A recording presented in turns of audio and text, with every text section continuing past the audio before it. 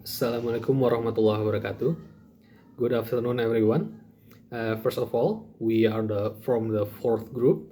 In this video, we will present and discuss the topic of code switching and translanguaging. Our presentation will take around 15 to 20 minutes, and we will explain about what they are, their functions, and the benefit of using them, and also some examples. I'll begin the explanation of what code switching is, what are the types and function of it. Then my friend Rian will continue the topic, which is translanguaging, including the benefit of it for learning. And finally, at the end, Kamal will show some example for both for code switching and translanguaging.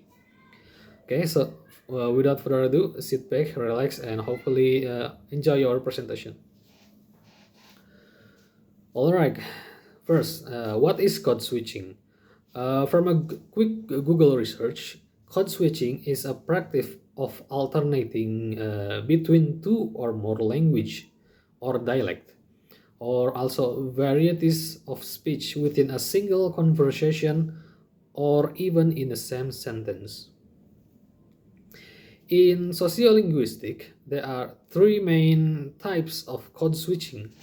They are tag switching, interessential switching, and also intra-essential switching.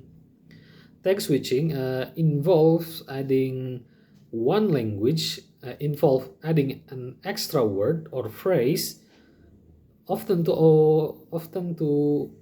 expression like or maybe or yeah or dong, like that, for example, and from one language to express in another. These extra words function as filler or marker, often related to ethnic identity. The second one is interessential switching.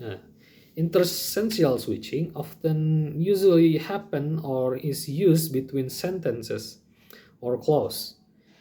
Each sentence or clause is entirely in one language or another, with the switch happening in between the words or the sentence. Now the third one is intraessential switching. Intraessential switching is the most complex out of the three main types of code switching due to you, due to the use of it happening within a single sentence or clause. It involves mixing language at the phrase or word level, and often without hesitation. And this requires a high understanding of fluency. Okay, so all of these types of code switchings are very useful in sociolinguistic. There are many functions for using them for using each of them, like in social and relational. They can express solidarity, identity, and group membership. In also privacy and also privacy and power dynamic. In cognitive and pragmatic terms, they are used to find the right words or to make clarification and emphasis, and also interject, and for use for quotation too. And lastly, in language learning and teaching, they are used for supporting comprehension and also reducing anxiety. So, and all that is all I have for the explanation of what code switching is. For the next topic, which is translanguaging, I will hand it over to my friend Rian, the next presenter. Okay, thank you, Shanur. Now, my name is Rian Febriansyah. I will explain about translanguaging and benefits for the learner. First, let's start with the definition. Translanguaging is when people use other language they know freely without separating them too strictly. For example, a student in Indonesia may use Indonesian, English, and sometimes a local language like Japanese, Sundanese, or Batak in one conversation. Mm, the important idea here is that people are not jumping from one language to another, but rather using their whole language ability as one complete system. So now, how is this different from code switching? In traditional linguistics, code switching means changing from one language to another. For example, I don't understand. Coba jelaskan lagi. The speaker stop using English and switching to Indonesian. But translanguaging is this language used as more natural and blended. For example, so kalau kita pakai this formula, the result is easier to calculate. English and Indonesian are used at the same time to explain more clearly. So in simple, code switching means changing languages, but while translanguaging is mean mixing language as one system. So now benefits for learner. Sometimes teacher ask students to speak only English in the classroom. Of course, practice is important, but sometimes this makes students afraid to making mistakes. And translanguaging allows students to use Indonesia or even local language to support their understanding. For example, if they don't know a certain English word, they can say it in Indonesian first. This way, students more feel more confident and they can connect what they learn in English to their daily life. It shows that using more than one language is not a problem. In fact, it is a strength. Um, Now, translanguaging is not about breaking the rules English. Instead, it is about using all your language as tools for learning. For a student, it means they don't have to feel ashamed if they use Indonesian while speaking English. For teachers, it can be a bridge to make English lessons easier to understand and more fun, because the classroom becomes a place where all language are valued. Value. Next, the next material will be presented by Kamal. So, Kamal, time is yours.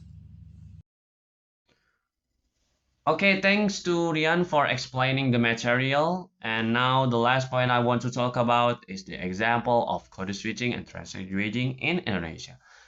So, from what I've got in some journals, I'm gonna start with the code switching example first. Yeah. So I found it interesting as a Sandwich people because this teacher in one journal that I've read, this teacher using code switching with Hoffman theory in speaking classroom using Sandinese language, which is kind of cool because I never know that if you want to if you want to using the code switching, you can use any kind of language. I didn't know that. So after reading this, I've gained so many knowledge about it because this teacher is unique because they're using the local language. as their second language. So yeah, which is, yeah, for me kind of cool, and it's local language, not an Indonesian language. And and uh, and the theory itself, yeah, there are four types of code switching, right? There are intersentential, establishing continuity, and emblematic switching. And in the Hoffman theory, they're only using three of code switching, not completely four. So they're ignored one. What's the ignored one? Yeah, from what I've read, the ignored one was the establishing continuity. So the teacher only used intersentential, and establishing emblematic switching. So and the teacher uses this strategy, and it works for student. It also helps students comprehend the material that presented by the teacher itself. And yeah, the teacher itself talks. This is important because code switching is to assist the teacher and student to reduce missed communication, since maybe some of the student didn't understand English really well, or they have not never heard of English. So the teacher using this code switching is to easily make the student understand about what they say and about what they're explain about. So by mixing these two language, it can be helpful. So I think I've got the many points, that main points that code switching is important in Indonesia. And also I've read the translating itself. So I've read with one in one journal how impactful translating is. So this research there brings the total numbers of pupil in the class into three. Yeah.